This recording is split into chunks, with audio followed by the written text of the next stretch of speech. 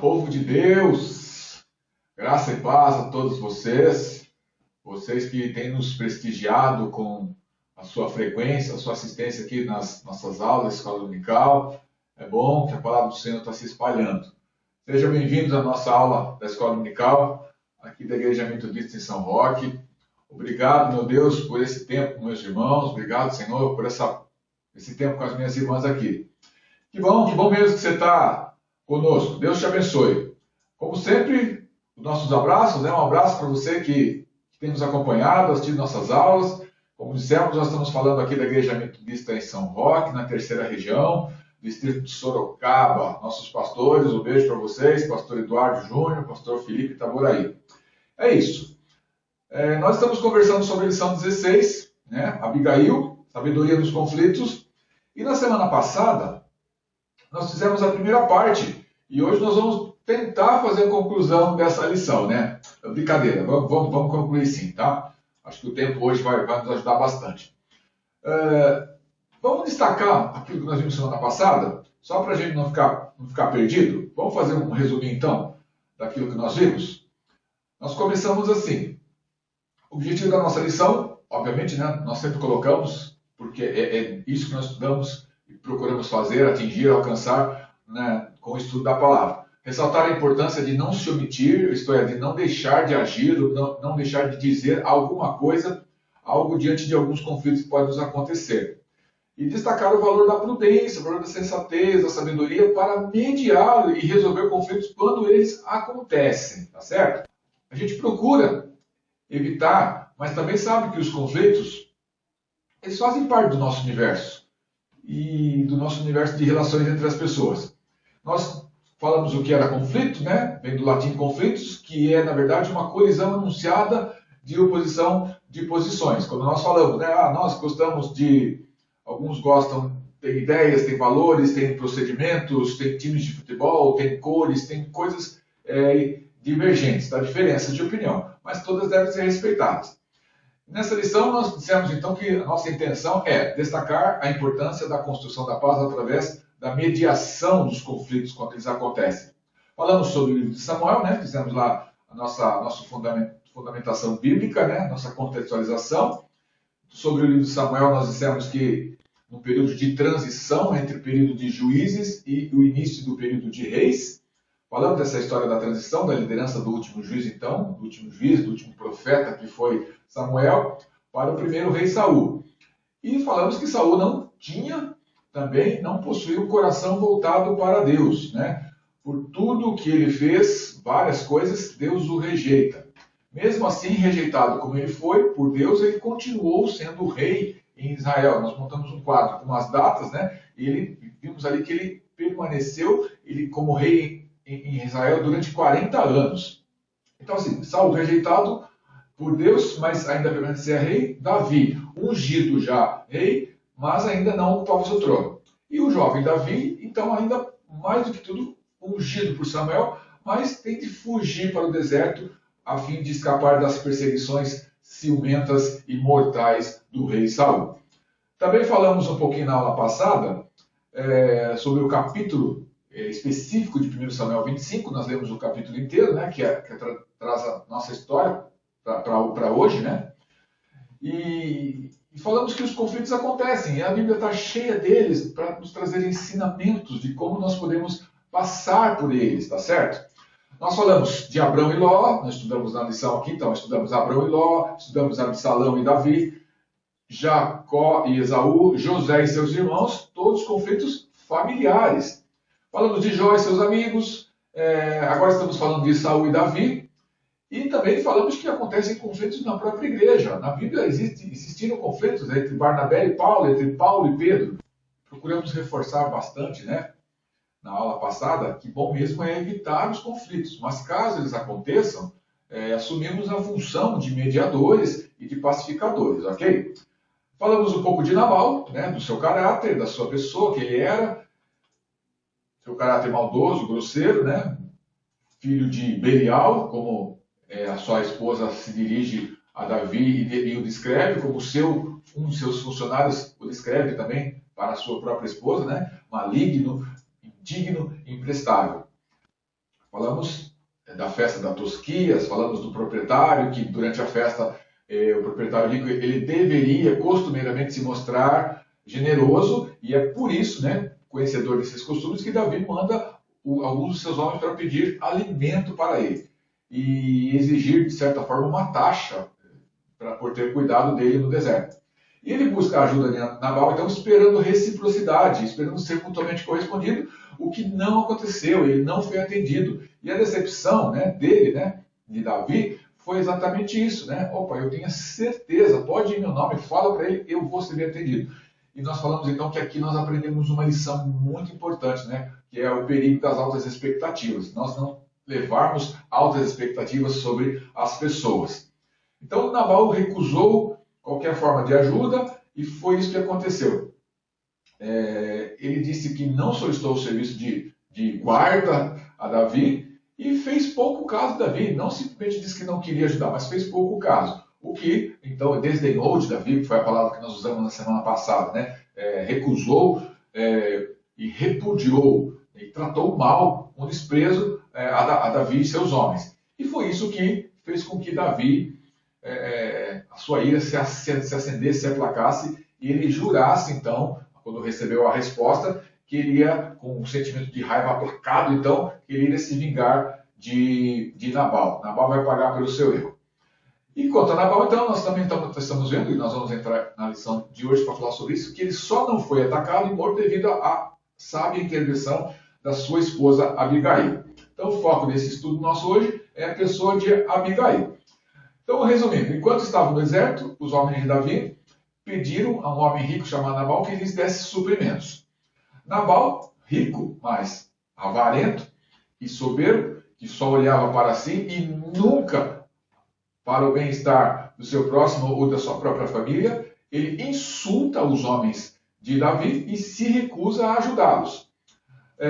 Nabal considerava Davi simplesmente um escravo foragido, fugido. Aqui, queridos, dá para a gente aprender mais uma lição no final. Vamos destrinchar um pouquinho a palavra tolo, que aparece na descrição do nome de Nabal.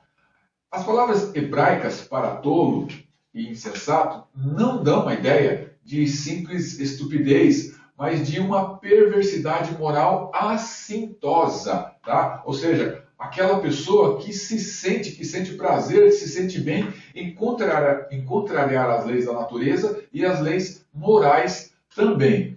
Por isso que a palavra tolo, nesse caso de Nabal, é uma tradução um pouco inadequada, parece pequeno para tudo aquilo que Nabal trazia no seu caráter. A palavra em hebraico dá a ideia de alguém que é insensível tanto aos direitos de Deus como aos direitos dos homens também. E que com isso, né, com essa rejeição aos direitos das pessoas, ao direito de Deus, às ordens de Deus, consequente, imediatamente irreverente e rude. Caso de Nabal. Vamos dar uma olhadinha nessas palavras, então, no hebraico? Existem duas palavras principais no hebraico que são usadas para se referir aos tolos. Dá uma olhadinha nelas aí. A primeira, a pronúncia é totalmente aportuguesada, perfeito? Quesil, que significa insolente e tolo, e evil, que significa insensato e, obviamente, tolo também. Então, a primeira palavra, quesil, ele é discriminada assim. Ela é uma pessoa que despreza as palavras inteligentes, é uma pessoa que gasta tudo que tem. Por exemplo, nós temos o filho pródigo, né, que gastou tudo. Lhe falta entendimento e que não desenvolveu a habilidade de analisar e avaliar as situações. A sua maneira de viver é caracterizada pela maldade. Não está interessado nos resultados de suas ações e palavras. É o famoso cara, tô nem aí, né? não tem domínio próprio, consequentemente, essa pessoa ela é uma ameaça para os outros, para aqueles que convivem ao seu redor. E não consegue controlar a boca. Eu, quando estava lendo o quesil aqui, a descrição que o dicionário traz para a gente, falei, é o próprio Nabal. O caráter desse Nabal, ele é Nabal. Dá para entender assim, né? Eu também pensei assim, mas olha só a outra palavra, evil, ou evil, né? Nabal é tudo isso que nós falamos e mais um pouco. Evil, então, significa que é uma pessoa não somente tola, como é traduzida para nós no dicionário, mas ele é carregado de muito mais sentido, né? Rejeita a instrução e a disciplina dos pais, não sabe se relacionar com os outros, falta-lhe autocontrole, um dos nossos frutos do espírito, né? É facilmente provocado, é rápido também em provocar os outros. Sua insensatez é expressão, ou seja, é marca, é característica, é caracterizada não apenas por suas ações, mas também por seus lábios, ou seja, que são cheios de tolice, que só falam besteiras. Parece essa pessoa, o Evil, né, ter atingido um ponto sem retorno, porque ele não tem nenhum interesse em receber conselhos, em ser aconselhado e, de certa forma, em temer ao Senhor. É isso aí. Essa é só uma curiosidade para a gente entender que quando escreve uma pessoa, fala uma tolo, traduzido para tolo, é insensato, mas é muito mais, é carregado de muito mais sentido o hebraico para nós, tá bom?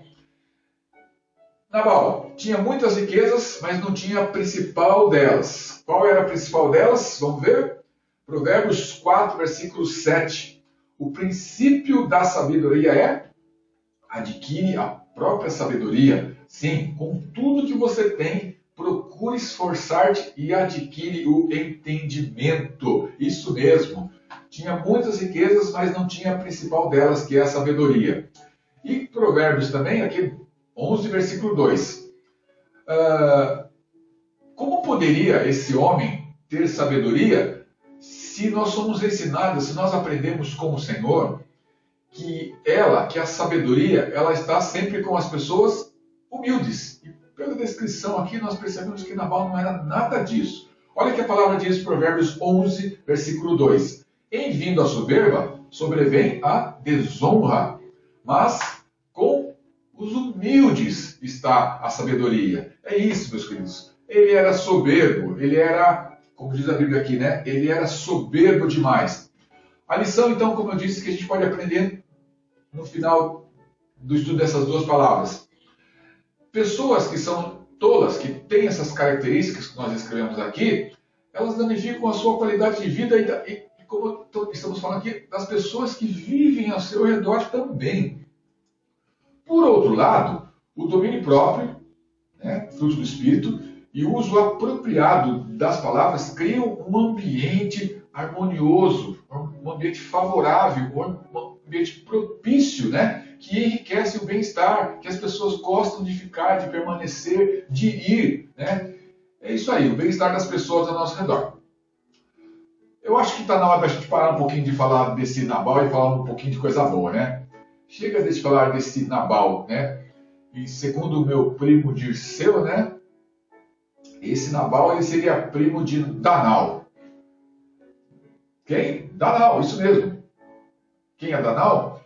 É aquele que a gente pede, mas ele não solta o cabo de jeito nenhum. Não entenderam ainda?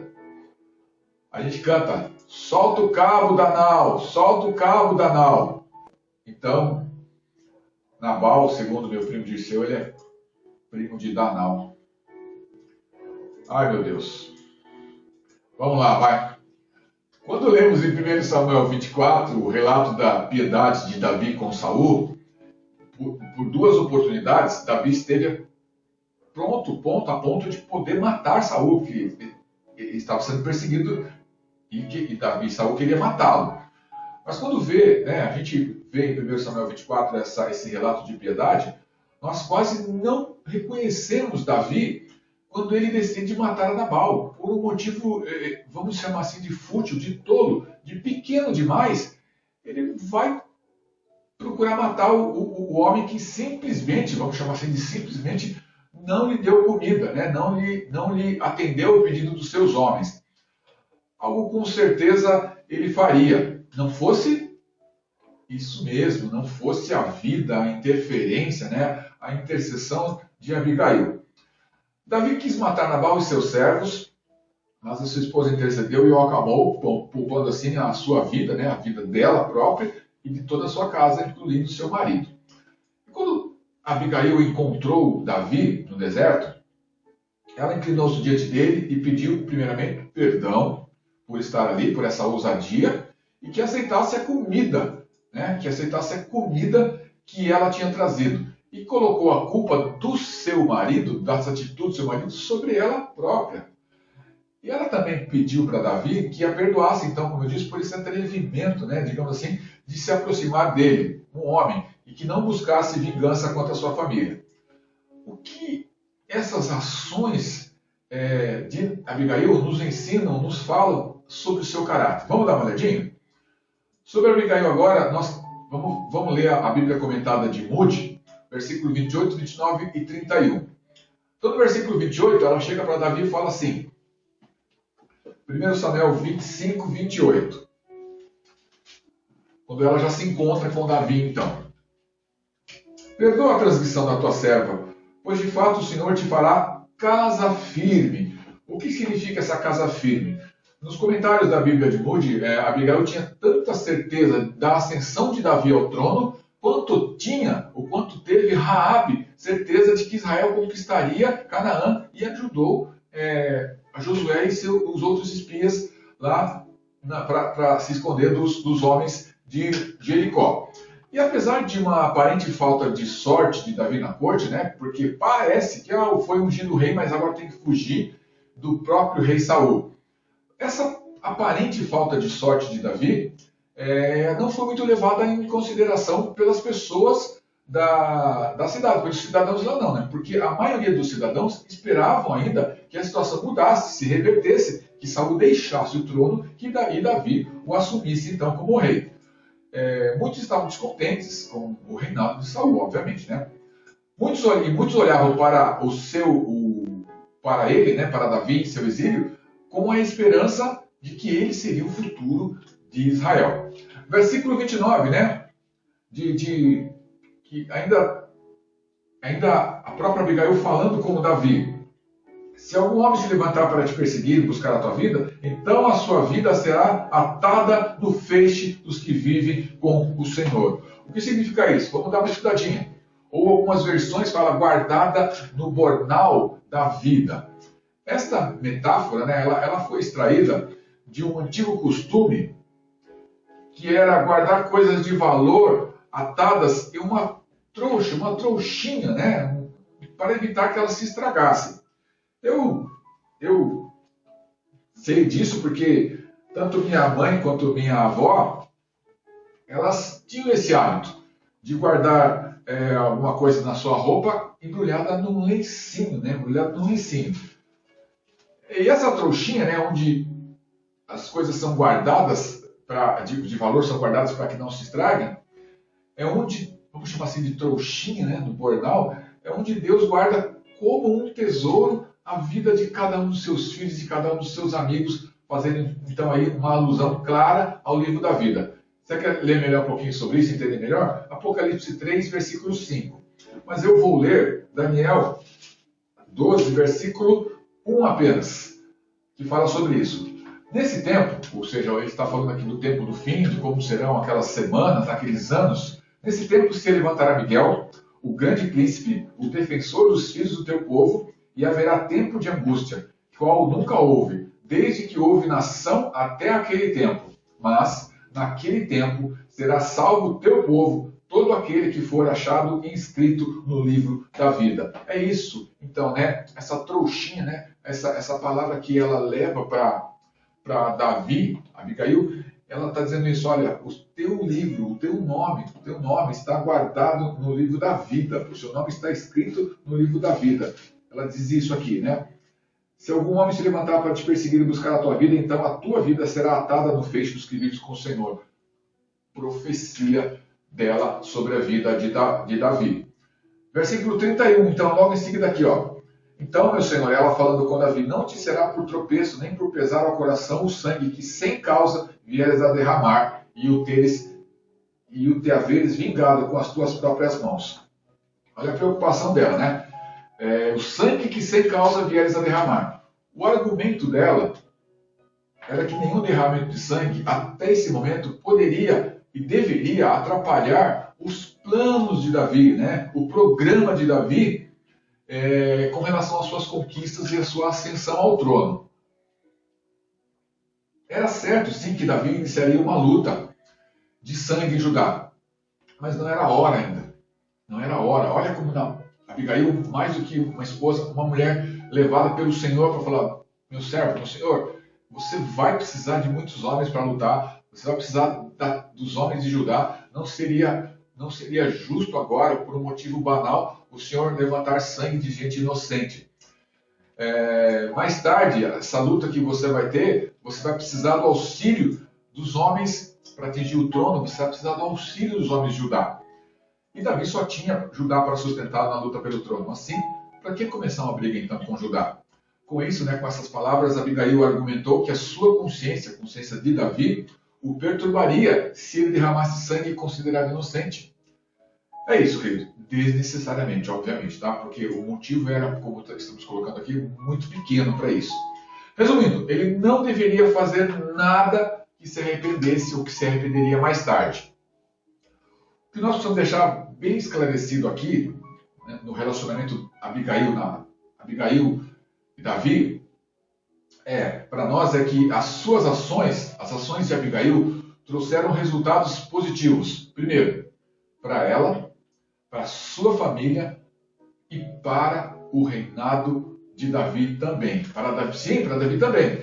Essas palavras de Abigail, aplacaram a ira de Davi. A gente vai ver aqui que ele responde positivamente. Olha, foi Deus que te trouxe aqui, mulher. Aplacaram a ira de Davi. E um grande mal foi evitado pela sabedoria de uma mulher virtuosa.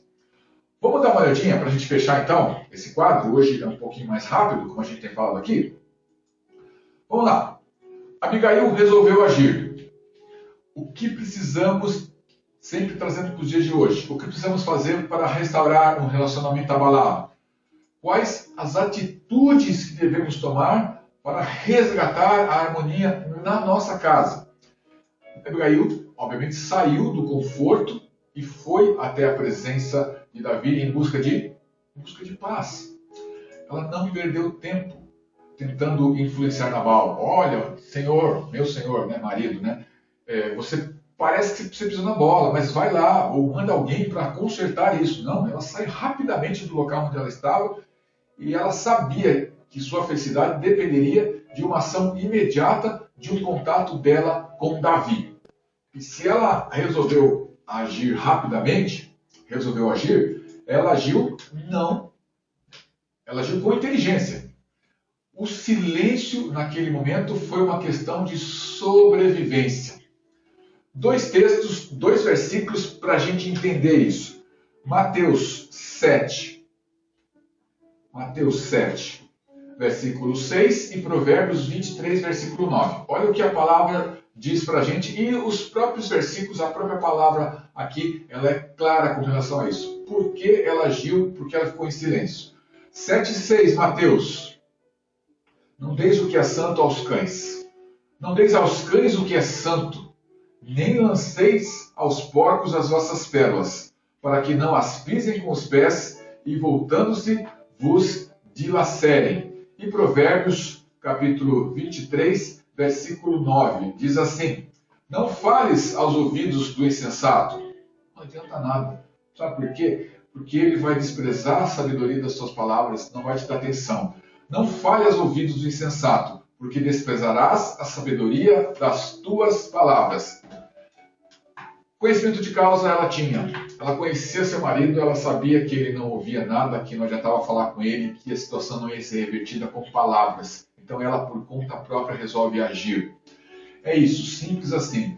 A sua posição de humildade perante Davi foi uma porta aberta para a resolução desse conflito. E ela não foi à presença de Davi para fazer acusações. ela levou donativos, ela levou víveres, né? Ela fez o necessário para restaurar a paz, porque era isso que ele tinha buscado na casa de Nabal. E era costume se achegar a alguém com alguma oferta, um presente, um agrado. Sempre que alguém vai à presença de outra pessoa, era costume levar um presente, um agrado. Lembra de Naamã, quando foi visitar o profeta Eliseu? O que é que ele leva? Ele leva um monte de coisa, porque o problema dele era sério, ele estava com lepra, então ele levou um monte de presentes para o profeta. Obviamente a gente sabe a história. O profeta não aceitou, né? Em 1 Samuel 9, 1 a 10, se você quiser ler depois, quando as mulas do pai de Saul se perdem, ele vai com um de seus moços atrás das suas mulas. E as mulas vão na direção da terra de Samuel. E o moço de Saul falou assim, nós vamos procurando, não achamos. Mas tem um sábio lá, tem um vidente lá que ele pode nos ajudar a encontrar. Vamos falar com ele? Poxa, mas a gente já está há tanto tempo na rua que a gente não tem nada para dar para ele de presente. Como é que a gente vai chegar de mãos vazias? Aí o moço fala, olha, 1 Samuel 9, 1 a 10, eu ainda tem alguma coisa aqui. Vamos lá que a gente dá isso de presente para ele. Aí Saul fala, vamos lá. Então era costume levar um presente se chegar à presença de alguém levando um presente. Abigail resolveu agir, Abigail agiu com inteligência e Abigail foi responsável. Ela não ficou em casa esperando a morte, também não utilizou de acusações, de intrigas, ela preferiu assumir responsabilidades e tentar resolver pessoalmente, ela própria, este conflito. Agiu antes que fosse, então, tarde demais. E ela também foi usada por Deus, versículos 26, versículo 32 aqui do texto. Nós estamos vendo aqui, né, a resposta de Davi, né, a ela. Versículo 32. Davi disse, bendito o Senhor, Deus de Israel, que hoje te enviou ao meu encontro. Ela soube apreciar os fatos, ela teve inteligência, bom senso, agiu no tempo certo e esperou o melhor momento para conversar com Nabal depois que tudo tinha acontecido, depois que ela tinha ido falar. Seu marido, conforme a descrição bíblica, era um tolo, mas ela não permitiu que essa sua tolice a contaminasse. De novo, lembre-se, crente termostato ou crente termômetro? Você influencia como termostato ou você é influenciado como termômetro?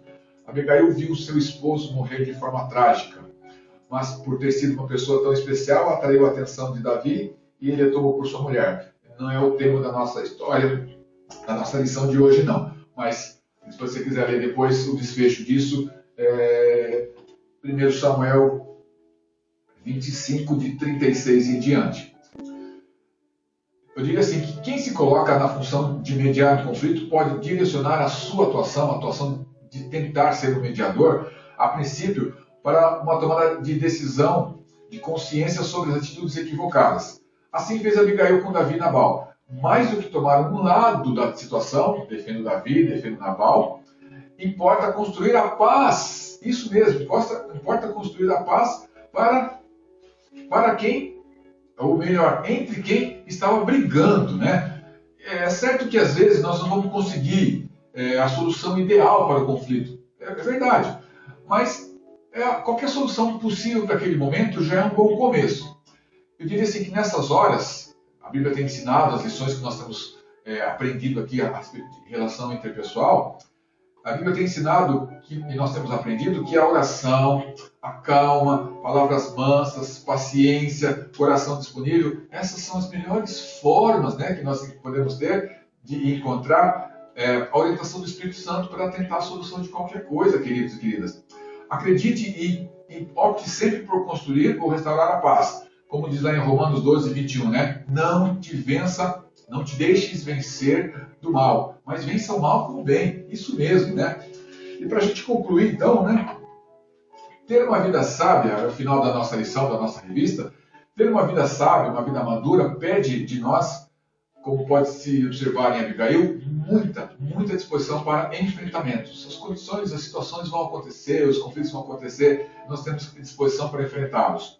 Ela não tinha certeza de como Davi reagiria, não sabia, mas não se eximiu da responsabilidade de tomar uma atitude. Isso mesmo, não ficou, como disse na semana passada, né, não ficou lá na sua casa, puxa, meu marido fez uma besteira, e agora o que vai acontecer? Ó céus, né?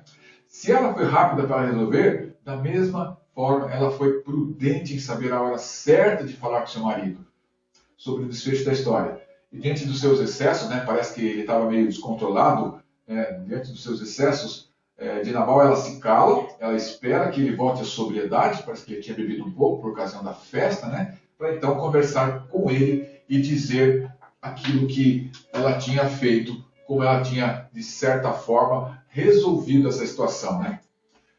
E quem não quer ter uma mulher assim? É preciso salientar, né, queridos, e destacar a importância dessa personagem no contexto bíblico. Vamos lá. Em uma época em que a mulher não era contabilizada nos censos, era tida como uma propriedade do homem e não tinha voz ativa na sociedade, nos ajuntamentos. Nessa época, nesse contexto bíblico, que Abigail teve a sua história registrada praticamente num capítulo inteiro da Bíblia, 1 Samuel 25, nós estamos vendo isso.